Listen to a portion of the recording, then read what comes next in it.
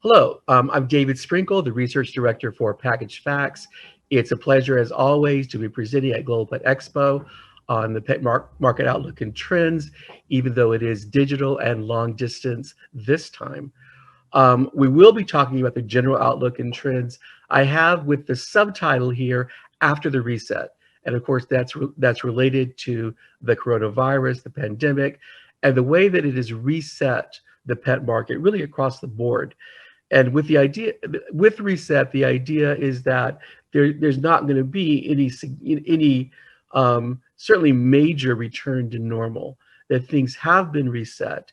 This will be in large part permanent changes, and a lot of the reason for that is that what COVID-19 did is really accelerate a lot of trends that were already in place. In terms of the basic structure of the report, I'll be talking about the pet bonded customer. That's just sort of a new version of pet parent. Both the pet parent and humanization terms are essential to understanding the pet market consumer, but maybe pet bonded is more of where we're going. And then we'll talk about the digitalized pet care customer, consumer, certainly e-commerce, which is one of the trends that's being accelerated and will continue to gain momentum and continue to transform the market, not only in terms of what share of products are purchased online or ordered online, but the way every other facet of the industry has to reposition itself to collaborate with and compete with the internet. And then finally, a bird's eye view, some basic projections online versus brick and mortar, and some overall trends, some takeaways in terms of the directions the market continues to move into. So with that, let's start. I think I've started with this slide, although this is an update of considering your pets to be part of the family. And as always, I will say the point is not what percentage strongly agree or somewhat agree, or why you might only somewhat agree. The point is that only 5% of pet owners, or dog cat owners in this case, don't agree at some level, if not, in fact, strongly agree that pets are part of the family, and that it's had a huge impact on the market for at least 15 years. And Blue has been very successful in part by really capturing the spirit of that relationship with our pets, with their love them like family and feed them like family slogan. And also, though we don't have time to look at that here, if you look at the way that people who strongly agree with this statement behave, the way they purchase or don't purchase products and services is dramatically different than those who do. Nonetheless, those who do strongly agree are in the clear majority and set the tone for the market. And of course we're all used to images of pet humanization. This is especially evident with pet food, especially evident with fresh pet food, with pet food that you would literally eat yourself, with new formats including treat bars that really follow human food formats, but also in different products and services, including, for example, pet grooming. It almost looks like that dog is ready for a morning shave, though I assume that is not the case. But certainly we're very used to images and experiences of pets being treated very much as members of the household, and in that sense, humanized. That has increased. That trend has really been accelerated and deepened by COVID-19. And here are some basic pet ownership statistics. This is it's very tricky to sort of trace the churn in pet ownership over the COVID-19, but just for some top line stats, among households overall, 18%, among pet owning households, I should say, 18% increased their pet ownership, only 4% decreased.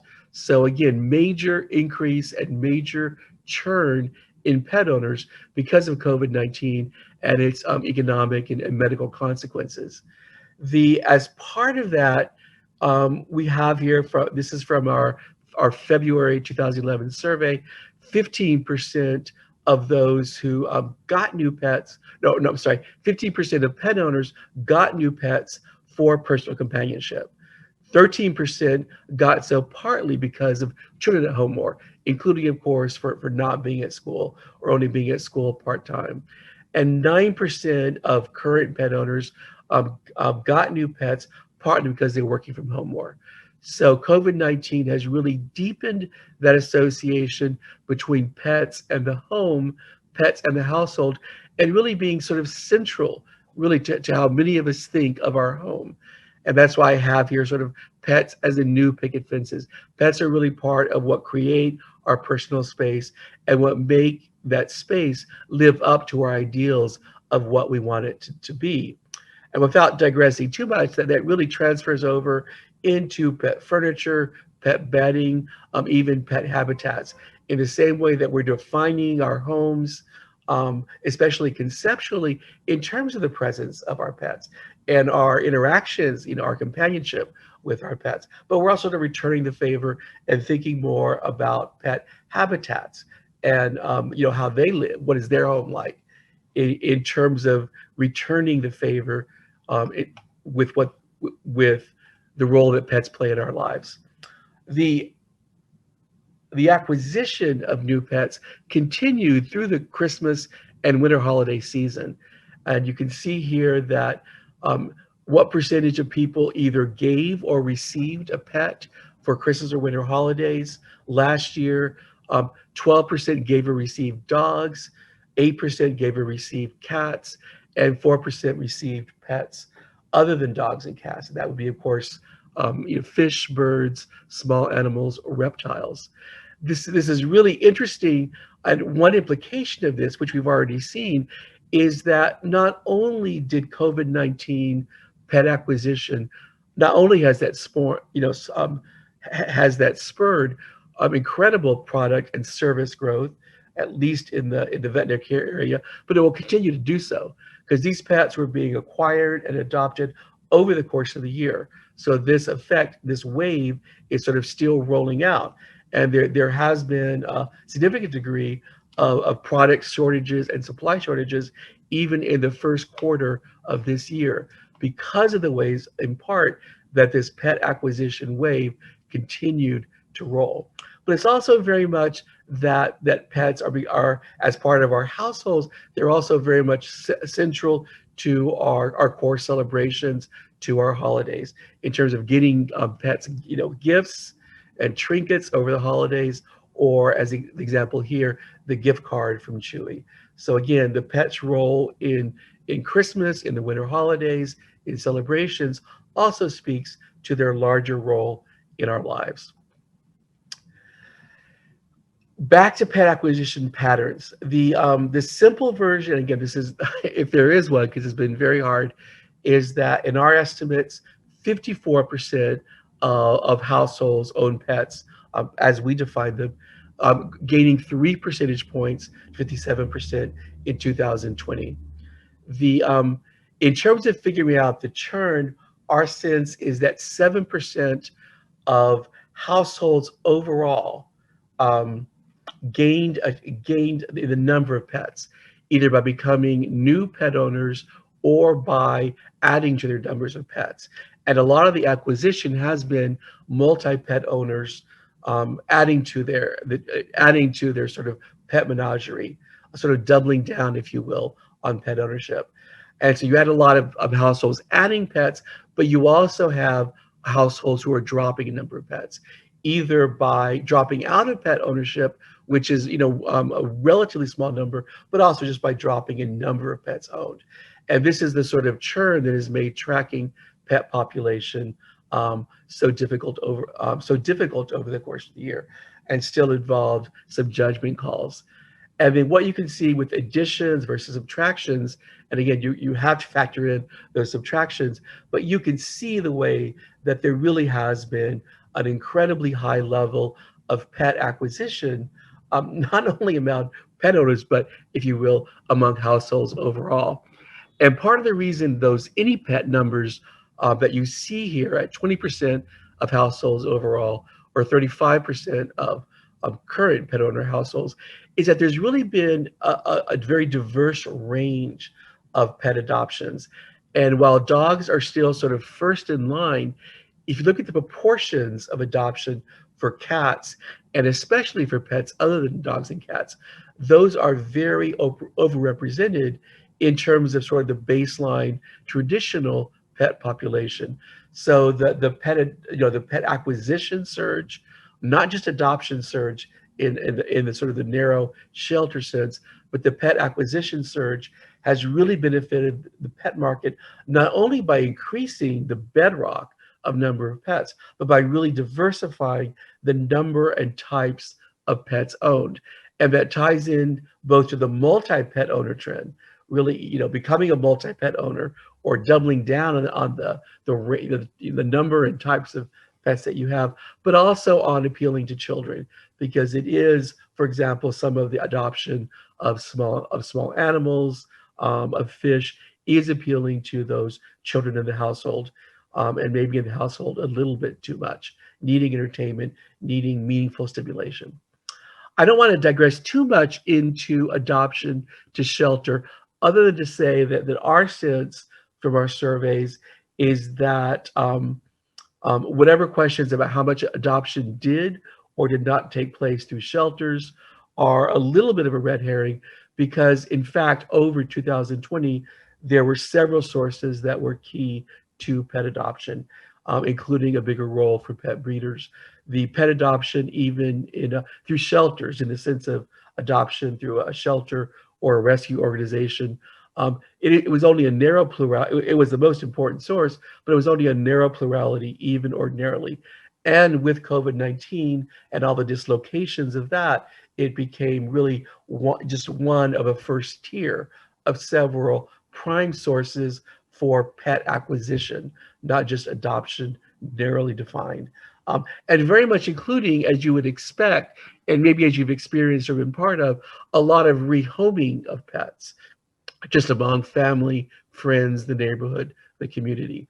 So again, I don't think that the story of pet adoption through shelter is the same story as pet addition, pet acquisition, pet population growth, over the course of COVID-19. The this ties into larger trends, of course, of being at home, and here is some. This is from a larger survey of of of U.S. adults, including pet owners. The stats here are for pet owners, but you can see that because over the last 12 months, and that will mean to a large degree, because of or partly due to COVID-19, you can see all these behaviors that tend to keep us at home. And again, this is not a surprise, but to put some numbers to that. So 76% doing less leisure travel, 65% less time spent shopping and keeping time spent shopping to a minimum, 65% buying products to make staying at home more comfortable, 57% shopping in brick and mortar stores less, 50% doing less business travel, and so forth. And note that this is asked of, in this case, pet owners overall. So it's not like everyone does business travel. So among pet owners, 50% are doing less business travel, as we see as we speak with Global Pet Expo. But these numbers are in fact larger once you factor out the people to whom the question is not relevant. So even with the next question, working away from home, away from the usual workplace, 45% of pet owners, and that's not factoring in all the pet owners who are, for example, retired or not full-time employed. Using telehealth services for the first time, 45%. We can see the range of things that have been affected, of activities and experiences that are being affected by COVID-19, beyond simply buying products. Home and outdoor garden projects, home improvement projects, keeping a food garden, using home healthcare for the first time. These are at lower rates, but they're all really sort of nestling us into our home to a greater degree. We can see that comfort has been a theme for several years, and an important theme with pet products, and of course extending into non-foods. But we can see here from Central's Comfort Zone that we're actually recreating, that we're trying to do for our pets in part what our pets do for us. So with Comfort Zone, the natural calming pheromones of your cats to signal that the area is a familiar and safe place. The pets signal to us that we're in a familiar pet place. And again, we're returning the favor with the products and services we provide to them, or with, in this case, the Lazy Boy pet beds. Again, the humanization of pet products, not simply of pet foods, because they are really central to the household. Whether humanization or pet parent is exactly the right term, but certainly a very high degree of bonding is involved there. This is not only just, again, a pet care, a pet product sort of trend. Obviously, this caught my eye from, this was in the fall of the Wall Street Journal, but Procter and Gamble talked about how for the things that matter to consumers in terms of household products, they're going premium. In other words, they really are going for the best. Certainly here with detergent, anything related to contagion or is going to get some extra attention.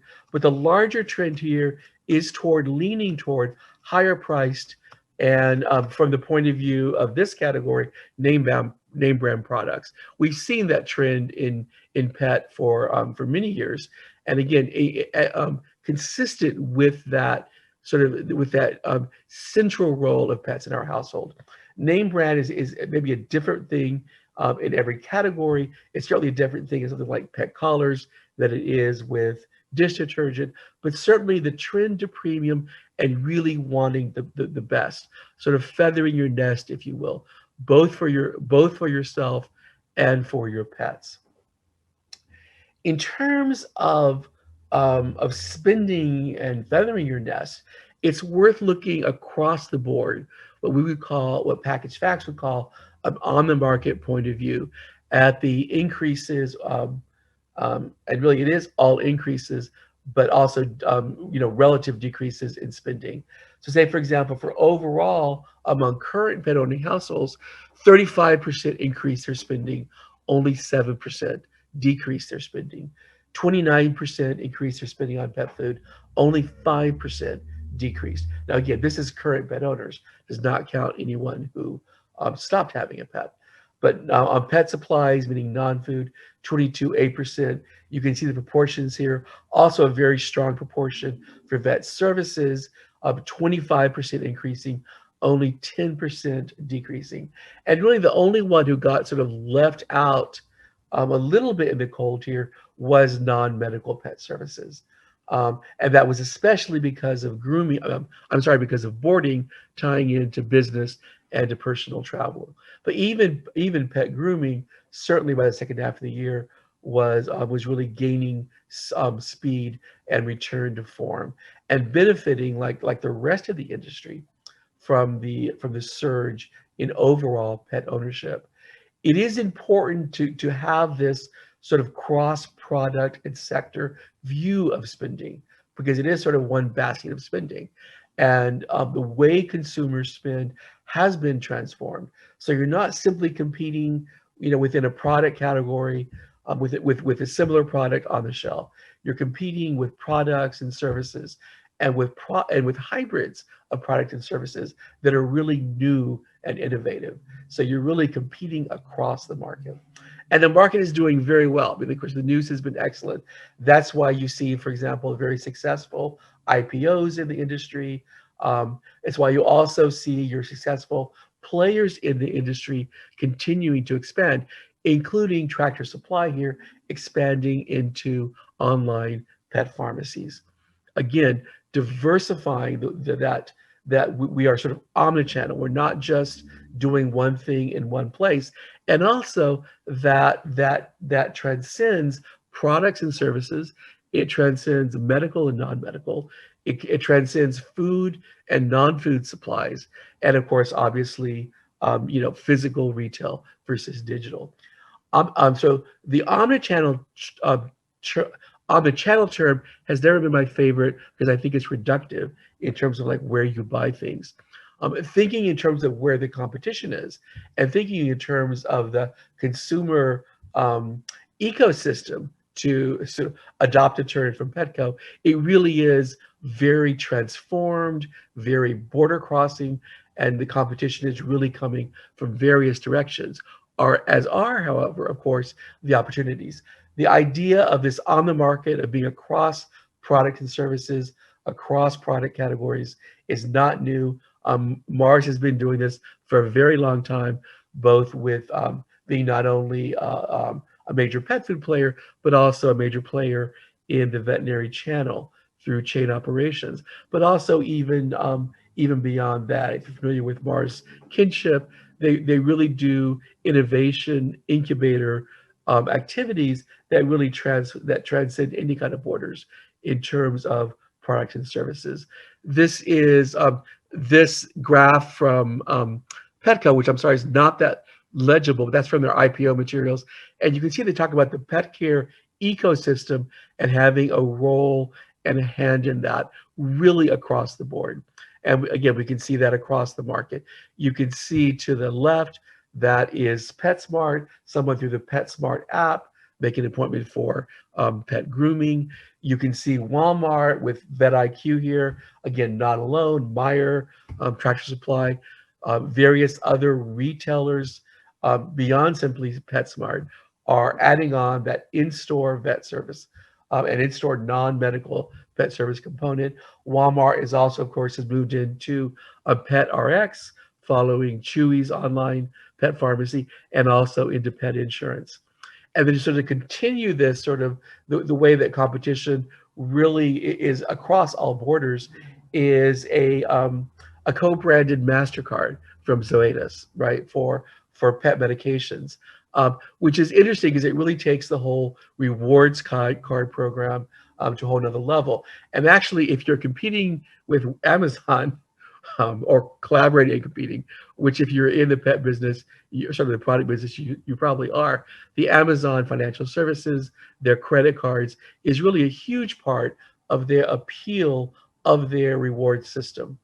And so to really compete with that, there may be some need for the major players to again consider financial services, consider credit cards as a way to really anchor and beef up the loyalty programs. And with products and services available in so many ways, in so many places, loyalty really becomes the name of the game. So how can you, in the same way that we are sort of nested into our homes, how can you nest the pet care consumer, which is for products and services, and is an ongoing concern, an ongoing process? How do you sort of get them to nest in you? So, in terms of shopping patterns and COVID-19, so again, this is from our February 2021 survey for our Pet Market Outlook report, which is about to come out.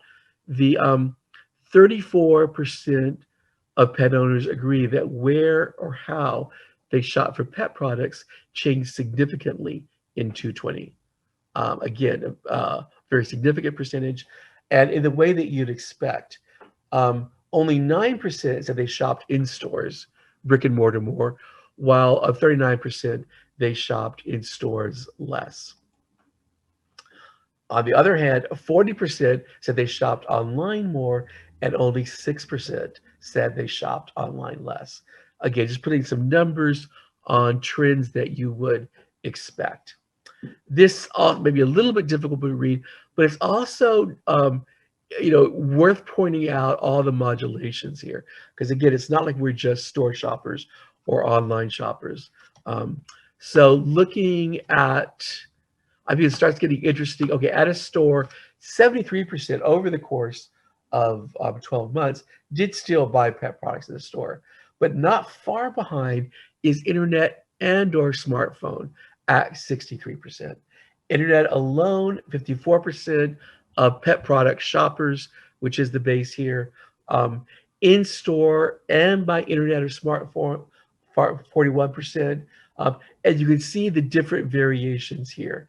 And really, even though we talk about and we'll continue to talk about sort of brick and mortar versus online, it's become much more complicated than that, in that you have a set of shopping behaviors, and then you have a sense of where the products are sort of are coming from, and those are really diverging.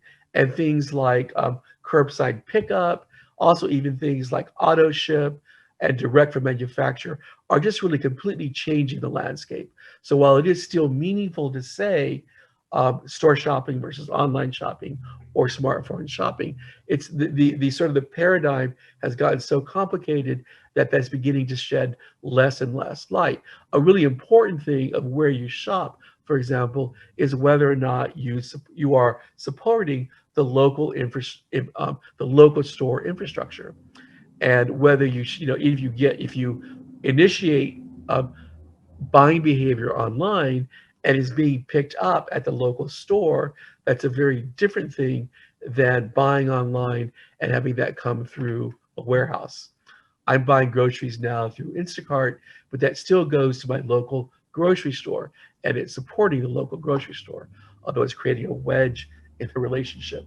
But again, just thinking in terms of in store or online no longer really cuts the mustard. And increasingly important, of course, is not only auto ship, which is long been a strength of Chewy as well as Amazon, but now increasingly same day delivery.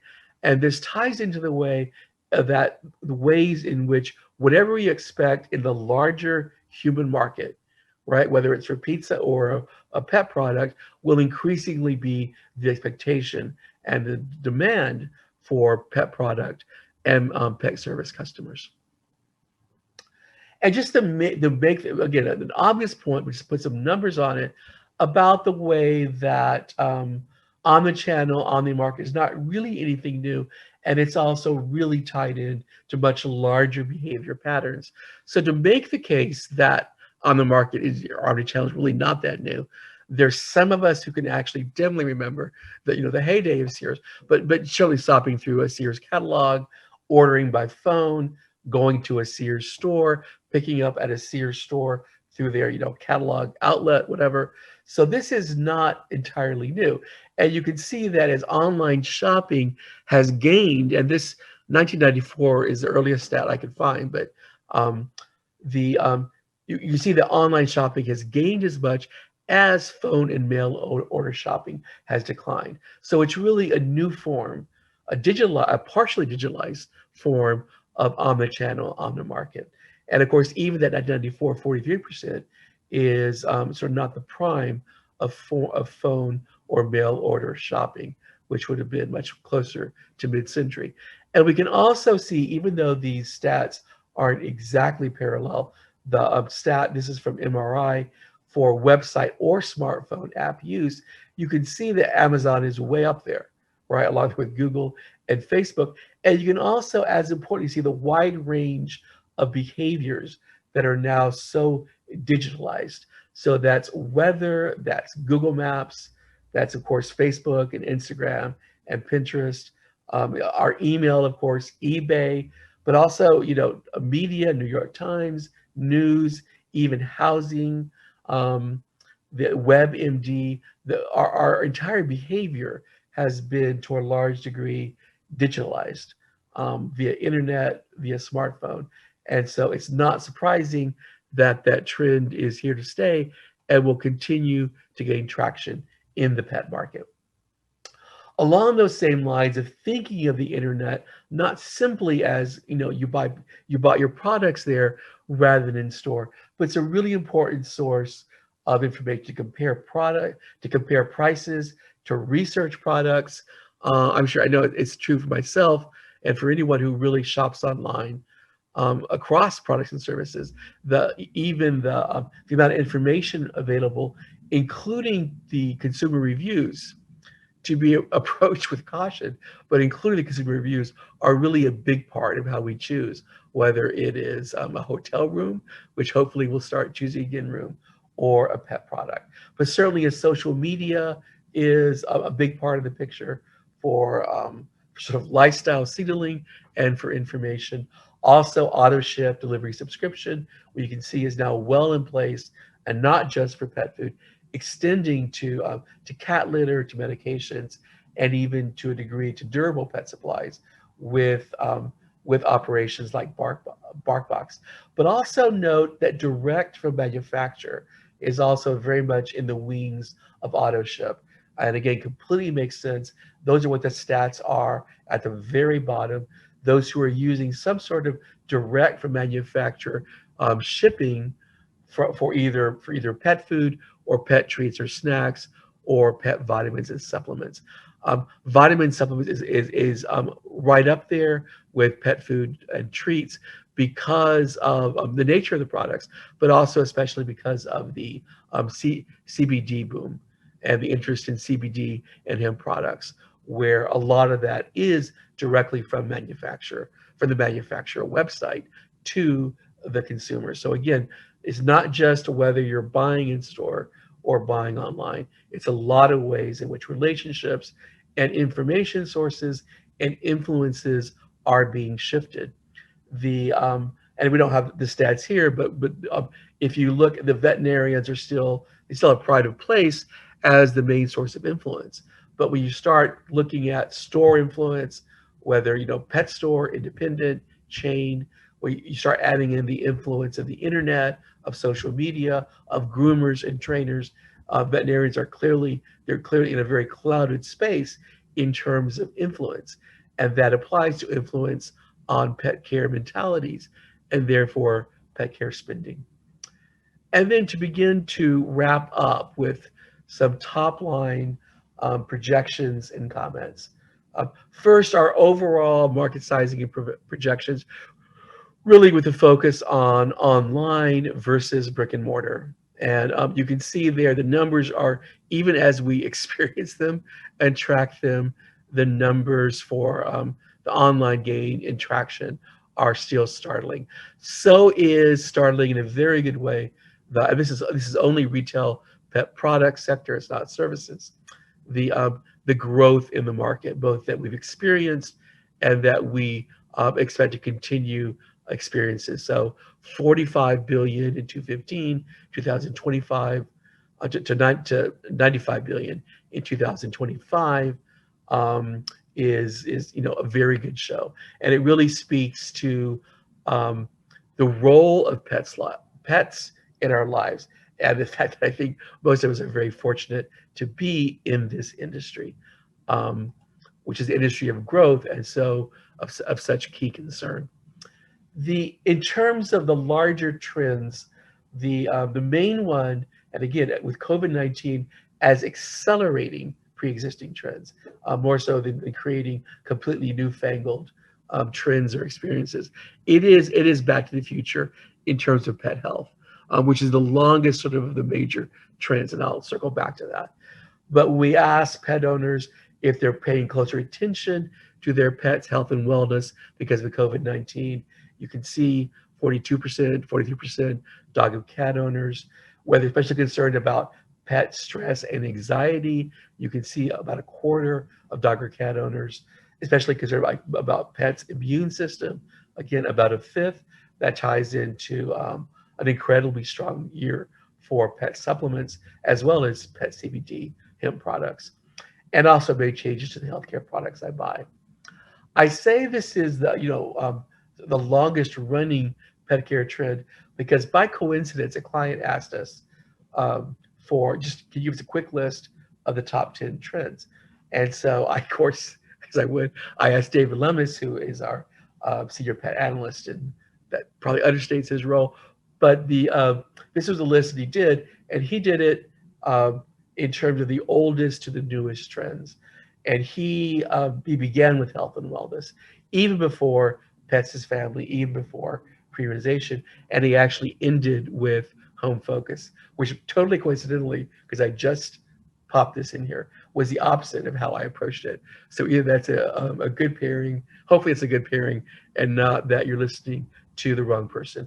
But again, this centrality of pets to our lives, to our physical health, to our mental health, to our emotional lives, is what makes love them like family, feed them like family so powerful, and the industry so successful. In terms of premiumization trends, just a couple of very top line and probably evident trends, but certainly personalization. Premiumization has kept going in the direction of personalized products, but also and even customized products. So this is Just Right from Purina. Fill their bowl with personalized dog food. We can see that in a lot of ways. We can see from Dandy, we make daily personalized supplement treats for healthier, happier dogs. We are seeing compounding of pharmacies for pet meds in the same way that you have for human meds. You see all kinds of sort of smart products. In this case, an automatic feeder, which keeps you connected with your, it not only customizes the amounts that your a pet of kibble, in this case, that your pet is getting, but also when, and keeps you in touch with that.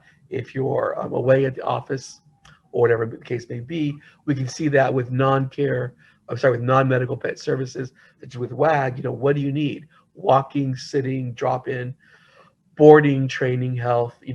Pick and choose, customize what, tell us what you want from us, and we'll make that work for you. You can see it. This is a Pet Honesty, the pet supplement. It's a senior multivitamin. I note this because, in a way, it has a little bit of sort of on the market, if you will, because not legibly, this is a wild duck flavor. So it's being bringing trends into the human, from the human culinary scene, and in turn from the pet food scene, with exotic protein and game into pet supplements. And so this is another example of a way that really is not just about competing with the product next to you on the shelf or next to you on the on the web page. It really is about understanding all these cross currents across the market that are making products attractive to consumers, and also just really high design. We're long used to seeing very attractive pet furniture and pet habitats at Global Pet Expo. That continues to be the case. This is from Cosmic Pet. This is a cat lounger and scratcher, and is embarrassingly better designed than the furniture you might see in the background. But really beautiful stuff being done for pets, for their homes, for their habitats, for their experiences, and again, returning the favor that returning the relationship that we get with them. And then again, with everything available all over all the time, auto ship, home delivery, you choose, loyalty, subscription, membership relationships become more and more important. So you can be PetSmart with its launching its treats reward program. Of course, Chewy with auto ship, long associated with that real ongoing relationship. Banville Pet Hospital with its wellness plans, which are not, which are annual plans. They're not just a doctor's visit or a vet visit or return vet visit the year later. We can see Pet Meds, everyone else getting into auto ship, into those direct to consumer relationships. We can see that with all the digitalized pet products, often smart products, some of which are actually you pay for as a subscription, as with this GPS tracker for dogs. We can see this is PupBox and a 12-month plan. And again, the 12-month plan, this image looks sort of fairly clinical, but we are talking about puppy products, right? So we are really going into subscriptions as a way to maintain those relationships. This modern animal is a veterinary clinic in California, and you can see even from the outside, the whole idea is transparency. Everything that we do here, you can see, and it is a membership sort of veterinary hospital, if you will. So really hanging on to the pet care customer and really recognizing that pet care is a 24-hour, 365 job. So it is an ongoing concern. It is an ongoing process. So subscriptions and memberships really make sense for the pet owner and for the pet. I want to keep in mind that with all of the digitalization of life, there still is a huge and important role for local. And I think in some ways you can say local is sort of the new natural, something that conscious consumers really look for in terms of the benefits for the products and services, the suppliers that they use. You can see, for example, here, this is Mud Bay in location with the store at the Seattle Humane Society, with the profits going to the Humane Society. This really makes a statement about being involved with your community and about being involved with pet welfare and pet health in your community. But of course, I mean, this is a larger process.